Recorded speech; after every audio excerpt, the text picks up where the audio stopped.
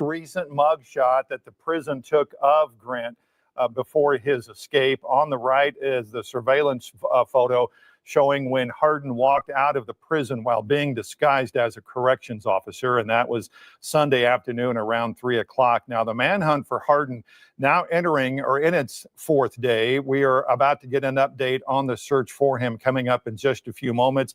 It's been happening through a lot of rain, a lot of fog, a lot of nasty conditions. Nearby communities like Calico Rock have been on high alert since that escape. The prison has been there since the early 90s and is a little over an hour drive to the east of Harrison. Now, his criminal history includes 2 convictions in Benton County, one for the deadly shooting of James Appleton in Gateway. Hardin also serving as police chief there before his arrest there in Gateway. He ultimately pled guilty to the murder and got a 30-year prison term. Now, DNA evidence that was collected during that murder investigation then linked him to the rape of a teacher in Rogers. Now, he got a separate sentence for that crime and was serving both of those prison terms at the North Central Unit when he escaped on Sunday. Now, that news conference is just about to get underway. We're expecting to hear from the Department of Corrections, those with the Department of Corrections, hopefully from the Izard County Sheriff's Office, Arkansas State Police. I'm assuming that they have gathered all of those who are involved in the search for him since Sunday will be there to answer questions. Rand Champion is the one from the Department of Corrections that sent us this alert that they were going to do this news conference there at 3 o'clock. The search in its fourth day, middle of its fourth day, still no sign of him anywhere. A lot of the town, as we mentioned, on high alert. A lot of the families that he has been in contact with also on high alert, with a little extra protection from the Benton County Sheriff's Office, also from the Pea Ridge Police Department, and for good reason. The search efforts have been lasting since Sunday. They have done car checks, as you can see here, and doing a lot of automobile checks. Main Street through downtown Calico Rock has become this police checkpoint, basically. Anybody that has gone through there, it is a main thoroughfare to get from Northwest Arkansas to Little Rock.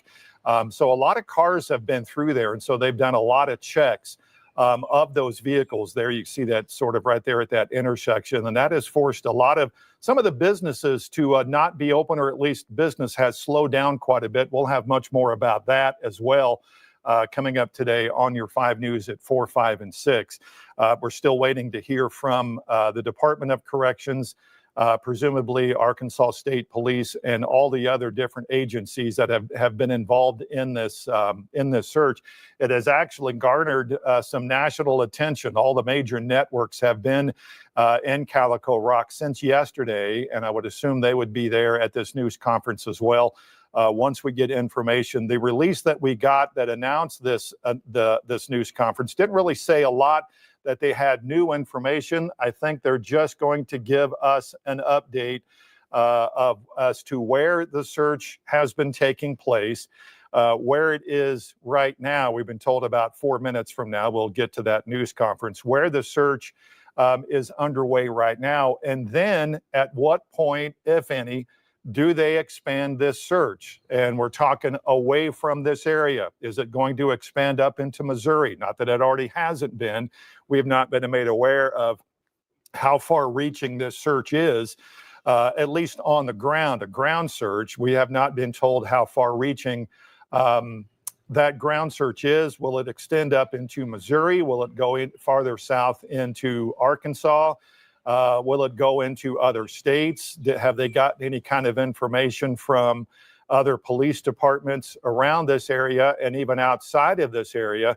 Or have they made contact with some police departments in and around this area and outside of this area as far as knowing anything about his whereabouts? We're hoping that that information will be given to us this afternoon, or at least someone will ask what the situation is with the actual search itself.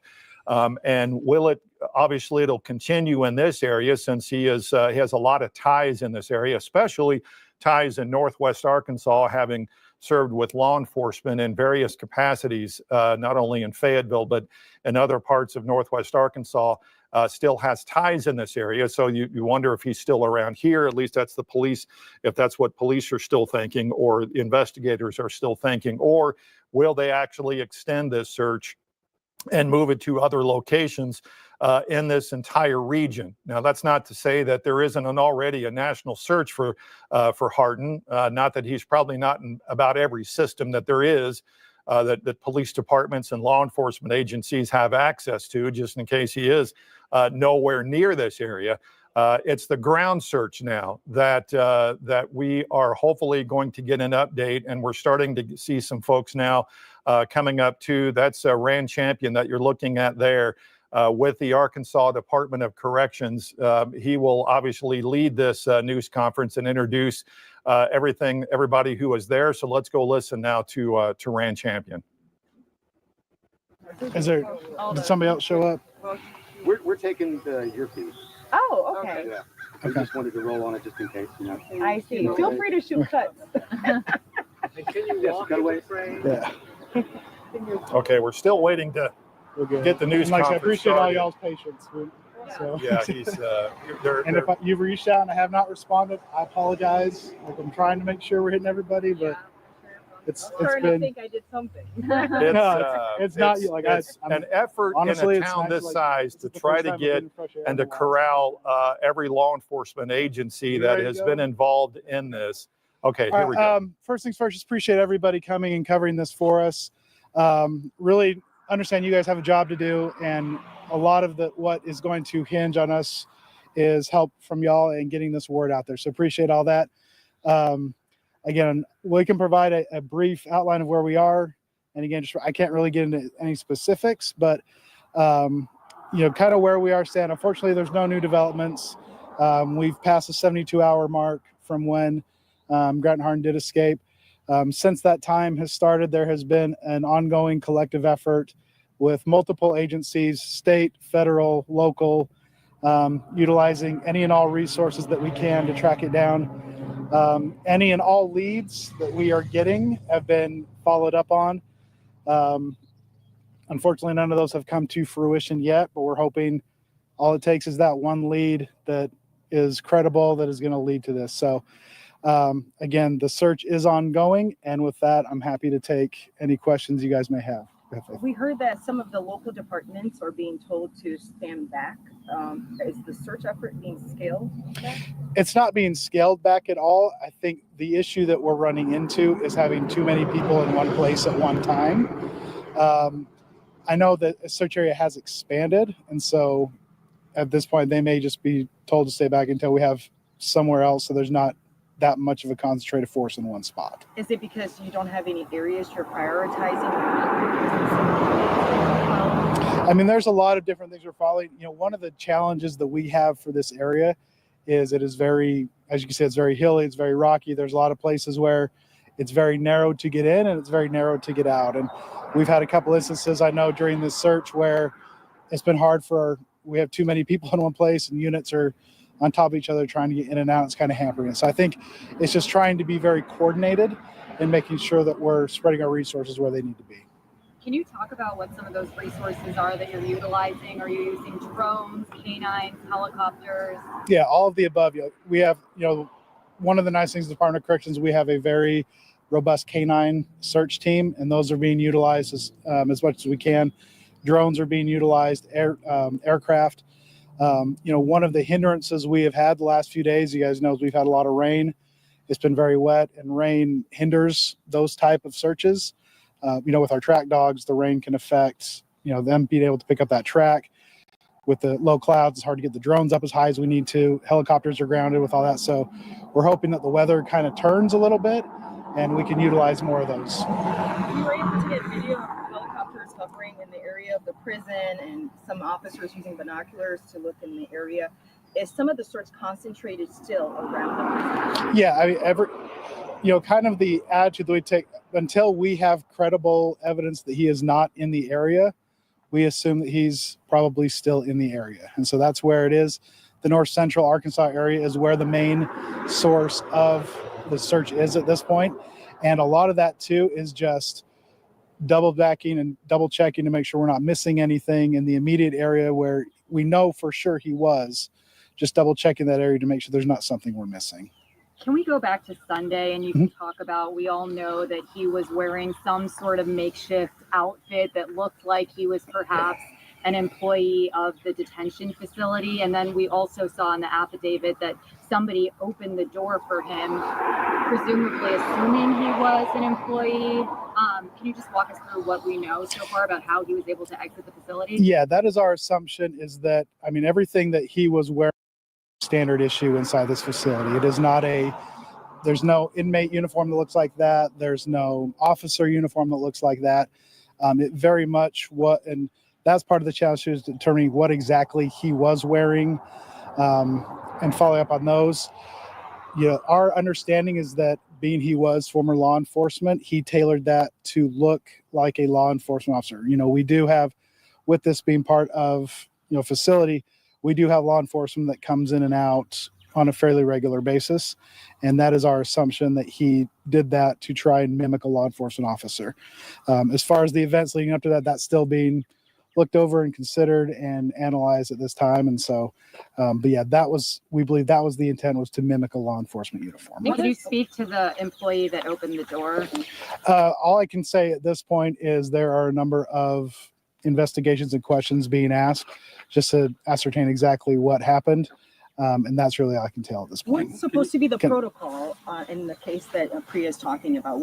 How are law enforcement officers supposed to leave the prison? Are they just supposed to say, hi, open the door? I mean, there is supposed to be a verification of who it is. And so, you know, that's one of the things that we're looking into, is where that lapse was, and it's making sure that doesn't happen again. Can you rule out that he didn't have any help on the inside? We're not ruling out anything at this point. That's part of that investigation, and making sure that we have all those questions answered. Any indication that he's had help since getting out? Again, we're looking into that as well. We have we can't comment on that at this time. Can you talk Laura, did you? Sorry. layers of security that Hardin had to breach to get out of the prison? Was it one lapse or multiple failures? That's part of what we're looking into as well. We have a pretty good idea of a route that he took and kind of some of those circumstances, but part of that investigation is looking into exactly what happened during that time frame and what, if any, lapses happened. Have there been any? Sorry. Have there been any credible sightings in the last 24 hours? None to my knowledge. Just a lot. We had a lot of tips, but none of those have come to fruition at this point. How confident are you that he's still in the North Central Arkansas area? Based on the information that we have and the experience of our teams, they feel fairly confident that he is still fairly close to this region.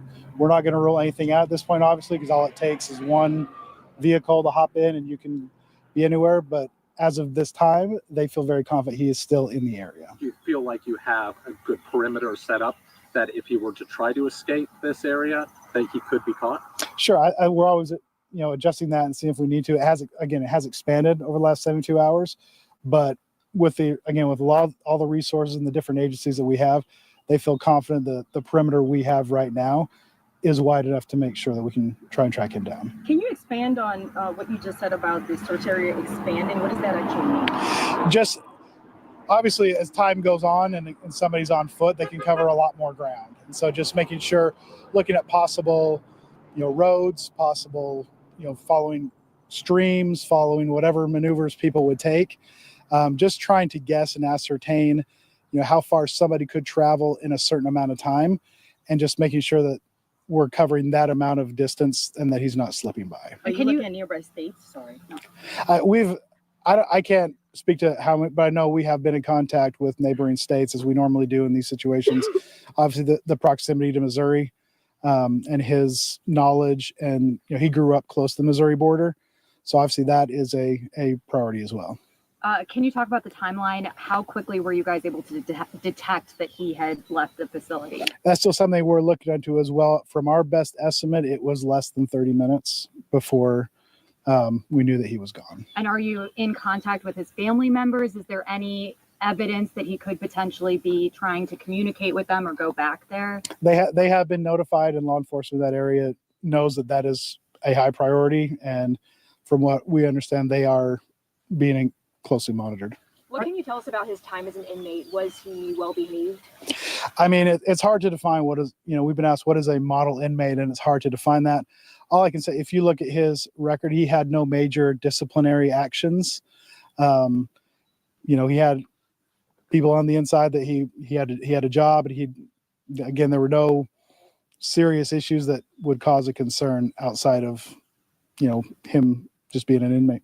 You talked about the terrain and the weather, but can you also just expand a little bit on his background as a law enforcement officer and a corrections officer, if I'm not mistaken, and how that presents a unique set of challenges in this manhunt? Sure. I mean, obviously, if you have a law enforcement background, you've had specialized training, you've had a familiarity of the tactics that are going to be used. He's not necessarily from this area, but he did grow up in Northwest Arkansas, which has some terrain similar to this.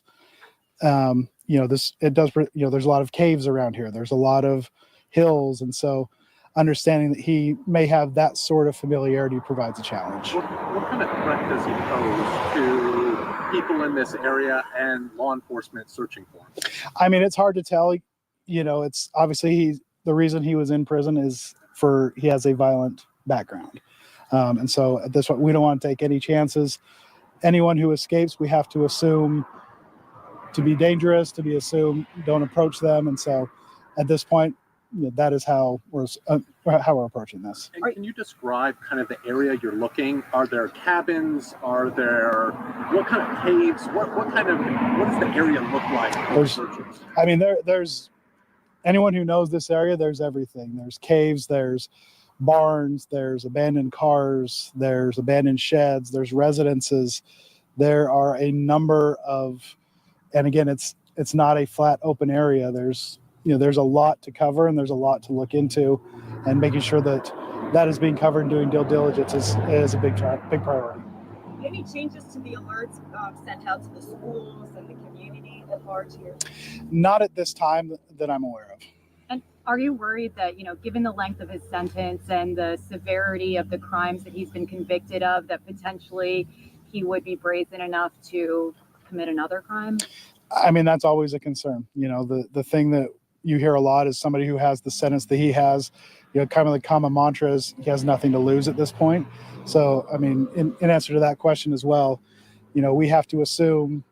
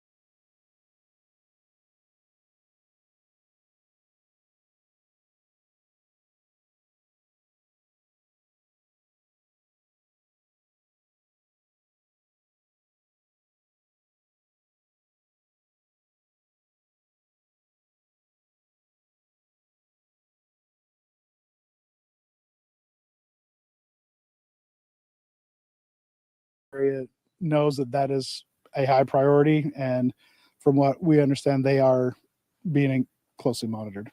What can you tell us about his time as an inmate? Was he well behaved? I mean, it's hard to define what is, we've been asked what is a model inmate, and it's hard to define that. All I can say, if you look at his record, he had no major disciplinary actions. He had people on the inside that he had a job, and there were no serious issues that would cause a concern outside of, him just being an inmate.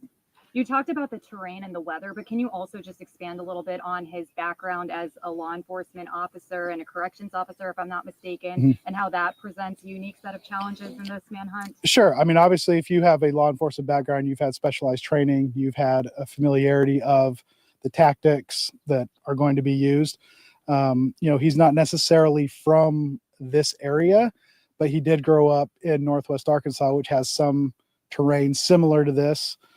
There's a lot of caves around here. There's a lot of hills. And so understanding that he may have that sort of familiarity provides a challenge. What kind of threat does he pose to people in this area and law enforcement searching for him? I mean, it's hard to tell. It's obviously the reason he was in prison is he has a violent background. And so at this point, we don't want to take any chances.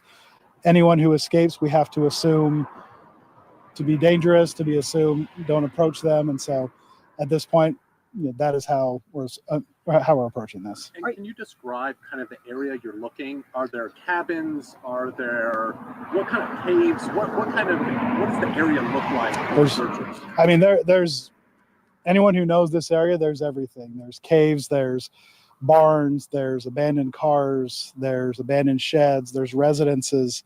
There are a number of, and again, it's not a flat open area. There's a lot to cover, and there's a lot to look into, and making sure that is being covered and doing due diligence is a big priority. Any changes to the alerts sent out to the schools and the community at large here? Not at this time that I'm aware of. And are you worried that, given the length of his sentence and the severity of the crimes that he's been convicted of, that potentially he would be brazen enough to commit another crime? I mean, that's always a concern. The thing that you hear a lot is somebody who has the sentence that he has, kind of the common mantra is he has nothing to lose at this point.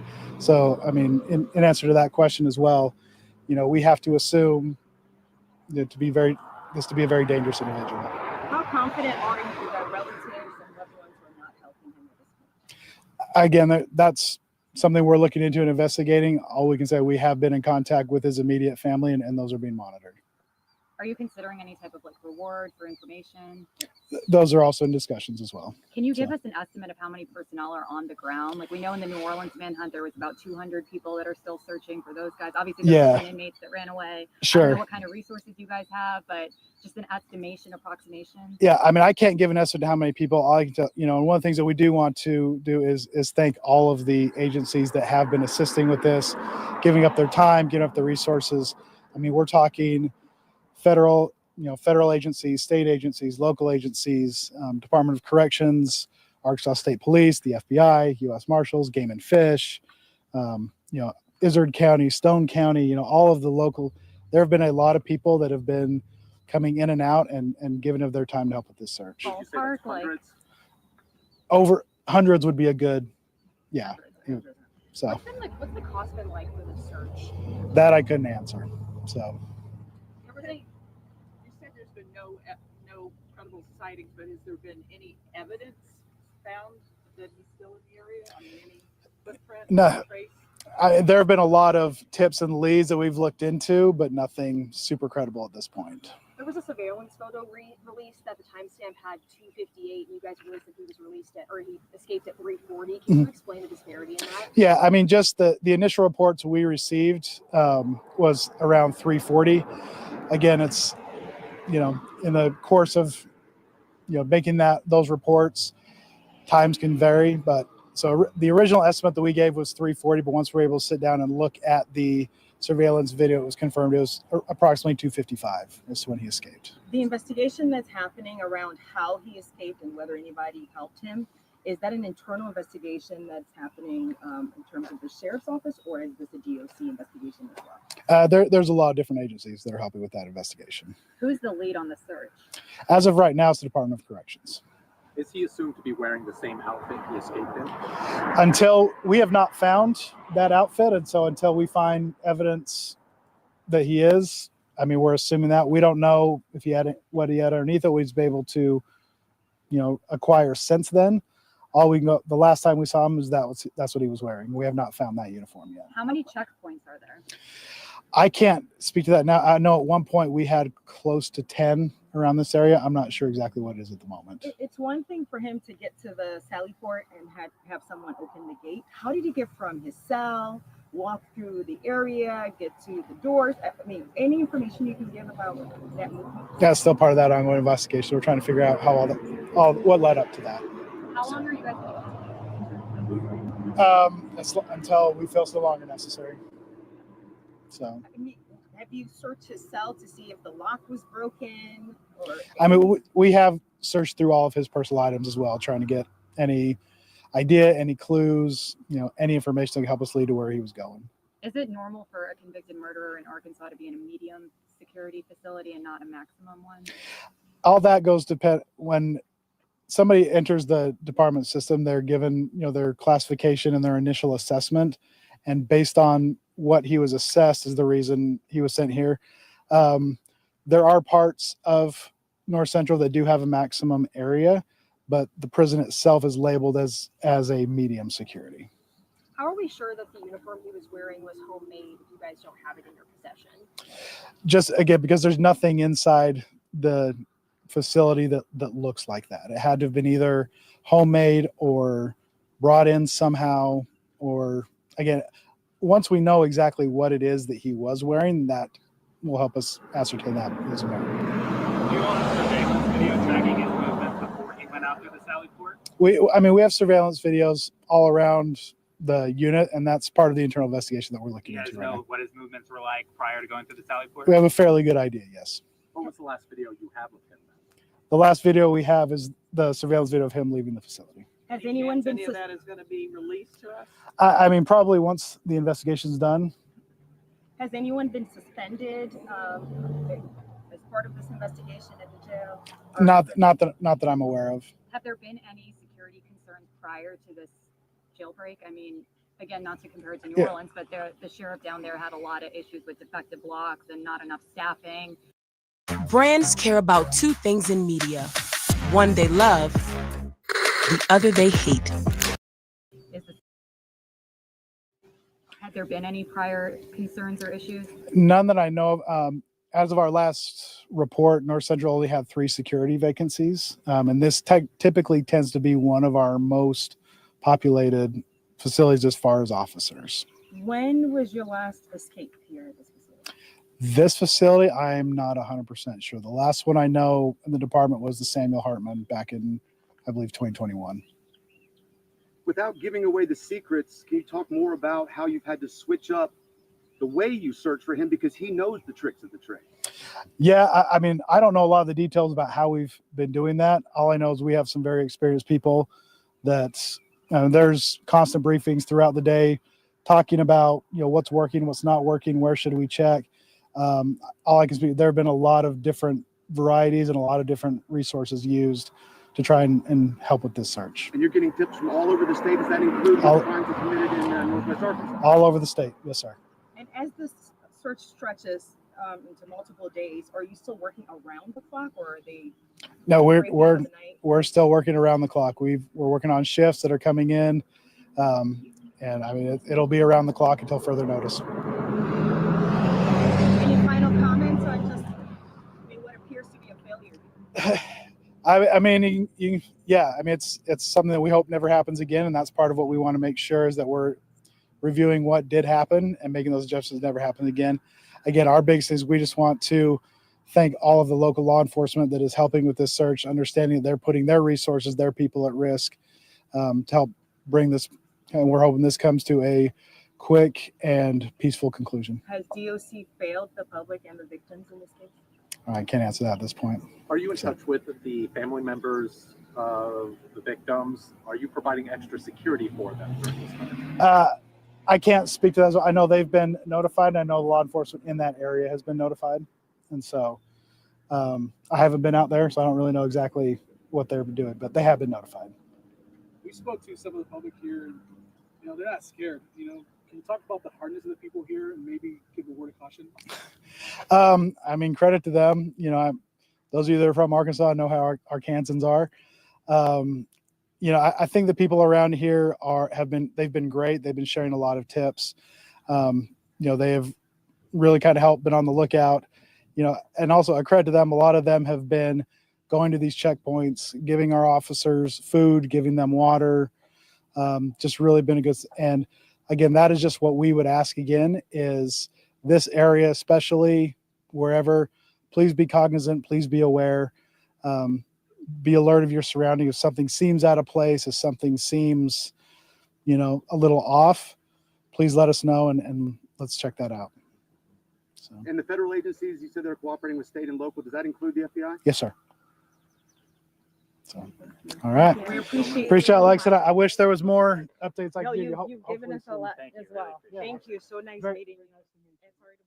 All right, Rand Champion finishing up a lot of information, maybe not a lot of new information. They have expanded the search away from that area, at least expanded out to north into Missouri and other parts of Arkansas, and getting a lot of tips. Any tip coming in is being investigated thoroughly before it's dismissed. Also was able to talk just briefly about how he escaped and some of the mistakes that were made there at the prison in Calico Rock, and the effort to try to keep that from happening again. Would not go into exact detail as to how Hardin got through the Sally Port and through different levels of security to get out. And you see here wearing that uniform that supposedly he made inside the prison, because it did not match any other uniform that was either worn by an officer or worn by security staff there or by anybody else within that prison.